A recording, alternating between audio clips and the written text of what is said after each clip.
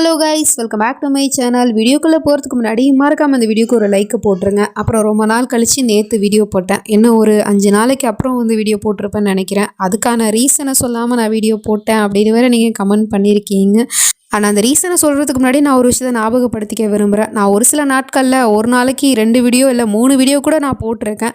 அப்போலாம் நான் எவ்வளோ எஃபெக்ட் எடுத்து போடுறேன் அப்படிங்கிற விஷயத்த நீங்கள் யோசிச்சு பார்க்க மாட்டீங்க. பட் வீடியோ போடலை அப்படிங்கும் போது ஒரு சில பேர் அண்டர்ஸ்டாண்ட் பண்ணிக்கிட்டீங்க. பட் ஒரு சில பேர் புரிஞ்சுக்காமல் கமெண்ட் பண்ணுறீங்க. அவங்களுக்கு நான் என்ன சொல்லி புரிய வைக்கிறதுன்னு தெரியல. எனக்கும் ஃபேமிலி இருக்குது, குழந்தைங்களாம் இருக்காங்க. நானும் ஒரு ஹவுஸ் ஒய்ஃப் தான். ஸோ எனக்கும் பர்சனலான ரெஸ்பான்சிபிலிட்டிலாம் இருக்குது. அது எல்லாத்தையும் முடிச்சுட்டு எப்போ ஃப்ரீ டைம் கிடைக்குதோ அப்போ ரெஸ்ட் எடுக்க கூட நேரம் இல்லாமல் நான் வீடியோ பார்க்குறது, வாய்ஸ் ஓவர் கொடுக்குறது, அப்புறம் எடிட்டிங் பண்ணுறது, போஸ்ட் பண்ணுறது அப்படிங்கிற மாதிரிலாம் சொல்லிட்டு என்ன நான் பிஸியாகவே வச்சுப்பேன். இப்போ கொஞ்ச நாளில் ரொம்ப பிஸி ஆகிட்டேன். அதனால தான் வீடியோ போட முடியல. அந்த மாதிரி வீடியோ போட முடியாத நாளில் கண்டிப்பாக நான் ஏதாவது பிஸியாக இருப்பேன் அப்படிங்கிறத நீங்கள் புரிஞ்சிக்க மாட்டேங்கிறீங்க. நான் இதுக்கப்புறம் என்ன எக்ஸ்பிளைன் பண்ணி சொல்லி புரிய வைக்கிறதுன்னு தெரியல. எனிவே இப்போவும் நான் வீடியோ போடுறேன் அப்படின்னா அதுக்கு காரணம் என்ன புரிஞ்சுக்கிட்டு எனக்கு சப்போர்ட் பண்ணுற நிறைய சப்ஸ்கிரைபர்ஸ் என்னோட சேனலில் இருக்கிறாங்க. அவங்களுக்காகவாவது நான் வீடியோ போடணும் அப்படிங்கிறதுக்காக தான் இப்போவும் நான் வீடியோ போட்டுட்ருக்கேன். உங்களில் ஒரு சில பேர் எனக்கு சப்போர்ட் பண்ணலனாலும் பரவாயில்ல. பட் என்னோட சுச்சுவேஷனையும் கொஞ்சம் புரிஞ்சுக்க ட்ரை பண்ணுங்க அப்படிங்கிறத நான் சொல்ல வரேன். வேறு ஒன்றும் இல்லை. சரி, வாங்க வீடியோக்குள்ளே போகலாம்.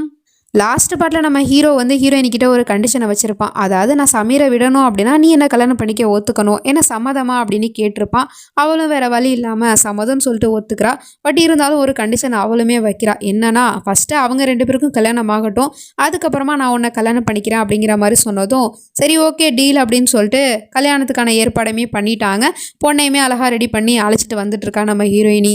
மாப்பிள்ளைக்காரனும் ஜம்முன்னு உக்காந்துருக்கான். அப்போவுமே நம்ம ஹீரோ நம்பாமல் ஹீரோயினிக்கிட்ட போயிட்டு கேட்டுட்ருக்கான். நீ சொன்ன மாதிரியே என்ன கல்யாணம் பண்ணிப்ப அப்படிங்கிறதுக்கு என்ன கேரண்டி இருக்குது? ஒருவேளை இவங்க 2 பேருக்கும் கல்யாணம் நடந்ததுக்கப்புறம் அதுக்கப்புறம் நீ என்ன கல்யாணம் பண்ணிக்க மாட்டேன்னு மறுத்துட்டேன்னா நான் என்ன பண்ணுறது அப்படிங்கிற மாதிரிலாம் கேட்டால், உனக்கு இந்த அளவுக்கு என் மேலே டவுட்டு வருதா? நான் என்றைக்குமே கொடுத்த வாக்க மீற மாட்டேன். இப்போவும் உனக்கு என் வார்த்தையில் நம்பிக்கை இல்லை அப்படிங்கும் போது இங்கே பாரு, இது அசாதோட லாக்கெட்டு.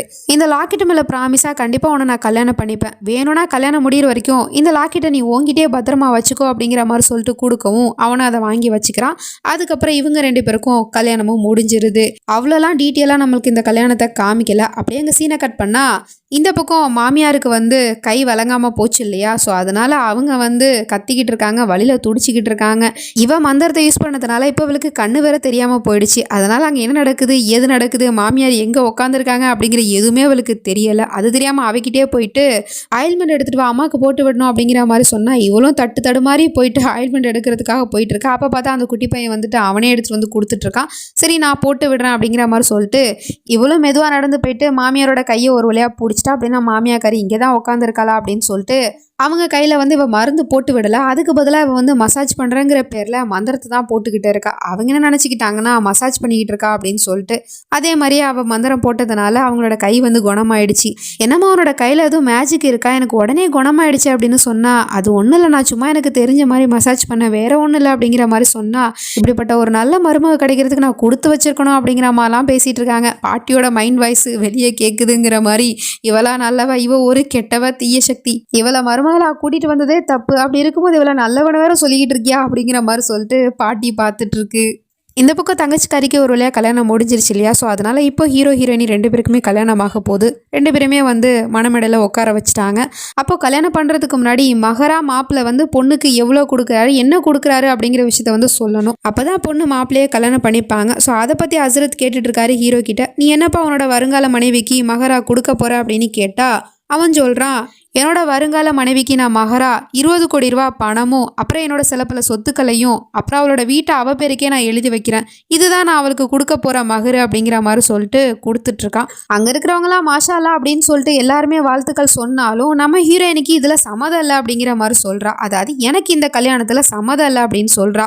ஏன் என்னாச்சு அப்படின்னு கேட்டால் அவன் கொடுக்குற மகரு இவளுக்கு வேணாமா. அதாவது பொண்ணு என்ன விருப்பப்பட்டு கேட்குறாளோ அதை மாப்பிள்ளை கொடுக்கணும், அப்போ தான் கல்யாணம் நடக்கும். ஸோ இது இஸ்லாம் சட்டப்படி நடக்கிற ஒரு கல்யாணம். இப்போ அவ வந்து மகரா என்ன கேட்குறா அப்படின்னு பார்த்தா, நம்ம அருமானோட மொத்த சொத்து மதிப்பு 500 கோடி ரூபா. 500 கோடிக்கு சொந்தக்காரன் தான் நம்ம அருமான். அதில் பாதியை எனக்கு கொடு அப்படிங்கிற மாதிரி கேட்குறா. அதாவது புருஷ முண்டாட்டி 2 பேருமே சுக துக்கத்தில் சரிசமமாக பங்கு எடுத்துக்கணும் அப்படிங்கும் போது அப்போ அவரோட சொத்துல பங்கு எடுத்துக்கிறதுல என்ன தப்பு இருக்கு? அதனால அவரோட சொத்துல பாதி எனக்கு கொடுக்கணும், அப்பதான் நான் அவரை கல்யாணம் பண்ணிப்பேன் அப்படிங்கிற மாதிரி சொன்னா, அதுக்கு நம்ம ஹீரோ என்ன பதில் சொல்ல போறான்னு பார்த்தா, அவன் எனக்கு இதுல சம்மதம் அப்படிங்கிற மாதிரி சொல்றான்.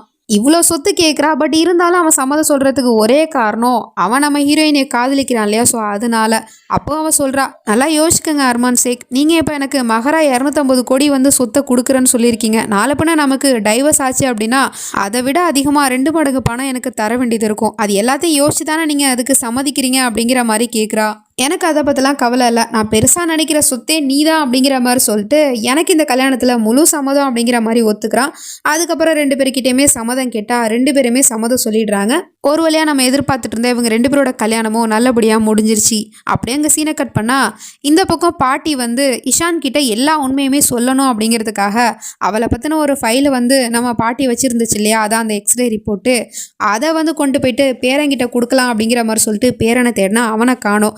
அங்கே இருக்கிற வேலைக்காரங்கிட்ட கேட்டால் அவன் சொல்கிறான், இந்த மாதிரி இப்போ தான் வெளியே போனார் சார் அப்படின்னு சொல்லிட்டு. வெளியே இந்நேரத்தில் அவன் எங்கே போயிருப்பான் அப்படின்னு சொல்லிட்டு வெளியே வந்து பார்த்தா அவனுக்கு ஆல்ரெடி வந்து ஆஸ்துமா ப்ராப்ளம் இருக்குது. அவனை யாரோ காருக்குள்ளே வச்சு லாக் பண்ணி வச்சுருக்காங்க. ஸோ மூச்சு விட ரொம்பவே கஷ்டப்பட்டுக்கிட்டு இருக்கான். பாட்டியும் போயிட்டு டோரை திறக்கிறதுக்கு எவ்வளோ ட்ரை பண்ணிகிட்டு இருக்கு, பட் முடியலை. சாவி இல்லாட்டி எப்படி திறக்க முடியும், சாவி எங்கே போச்சு அப்படிங்கிற மாதிரி சொல்லிட்டு தேடிக்கிட்டு இருக்கு. அப்போ பார்த்தா அந்த இடத்துக்கு அந்த கான்பேகம் வந்து சாவி என்கிட்ட இருக்குது அப்படிங்கிற மாதிரி சொல்லிட்டு இருக்கா. உடனே பாட்டியும் போயிட்டு அவகிட்ட சாவியை கேட்டுட்டு இருக்கு. சாவியை கொடு, இல்லைனா என் பேரனுக்கு ஏதாவது ஒன்று ஆகிடும், சாவியை கொடு அப்படிங்கிற மாதிரி சொல்லிட்டு கேட்டா, ஃபஸ்ட்டு உன் கையில் இருக்கிற ஃபைலை என்கிட்ட கொடு, அதுக்கப்புறமா நான் உனக்கு இந்த சாவியை தரேன் அப்படிங்கிற மாதிரி சொல்லிட்டு இருக்கா. ஃபைலை பற்றி இவளுக்கு எப்படி தெரிய வந்துச்சு அப்படின்னு பார்த்தா, பாட்டி வந்து ரூமில் அந்த ஃபைலை எடுக்கும் போது இவள் பார்த்துருப்பா போல். ஸோ அதுக்காக தான் முன்னேற்பாடு பண்ணி அவனை வந்து அந்த காருக்குள்ளே வச்சு லாக் பண்ணிவிட்டு அங்கேருந்து போயிட்டு இப்படி நம்ம பாட்டியை வந்து லாக் பண்ணிட்டா. ஸோ அதனால் பேரனோட உயிரை காப்பாற்றுறதுக்காக பாட்டி அந்த ஃபைலை அவகிட்ட கொடுத்துருச்சு. அவளுமே அந்த சாவியை கொடுத்துட்டா. அப்புறம் பாட்டி போயிட்டு சாவியை போட்டு ஓப்பன் பண்ணி பேரனோட உயிரை எப்படியோ காப்பாற்றிருச்சு. அப்புறமா இவன் அந்த ஃபைலை வாங்கிட்டு வந்தா இல்லையா, அந்த எக்ஸ்ரே ரிப்போர்ட்டை இப்போ போட்டு எரிச்சுவிட்டா. பட் இருந்தாலும் அந்த கிழவி இஷான் கிட்ட உண்மையை சொல்கிறதுக்காக இந்த லெவலுக்கு இறங்கிருச்சு அப்படிங்கும் போது கண்டிப்பாக அந்த கிழவி இதுக்கு மேலேயும் பண்ணும். அதுக்கு முன்னாடி எனக்கு என்னோட முழு சக்தி எனக்கு கிடைச்சாகணுமே, என்ன பண்ணுறது அப்படிங்கிற மாதிரி யோசிச்சுட்டு இருக்கா. இவளோட முழு சக்தி கிடைக்கணும் அப்படின்னா நம்ம அருமானுக்கும் மாஹிராவுக்கும் கல்யாணம் ஆகி அவங்க 2 பேரும் ஒன்று சேரணும். அப்போ தான் இவளுக்கு இவளோட முழு சக்தியுமே கிடைக்கும். இப்போ வந்து சும்மா டெம்பரரியாக தான் இவளோட சக்தி வந்து வேலை செஞ்சுக்கிட்டு இருக்கு. இந்த பக்கம் நம்ம ஹீரோக்கும் ஹீரோயினிக்கு கல்யாணம் ஆயிடுச்சு இல்லையா, ஸோ அதனால் அவன் போயிட்டு ஃபஸ்ட் நைட் ரூமுக்கு போயிட்டுருக்கான். அங்கே போய் பார்த்தா டெக்கரேஷன் பண்ணி வச்சுருக்காங்க. பார்த்தா நம்ம ஹீரோயினி அழகான ஸ்மைலோட அவனுக்கு பால் எடுத்துகிட்டு வந்து கொடுத்துட்ருக்கா. அவன் கண்ணியே அவனால் நம்ப முடியல.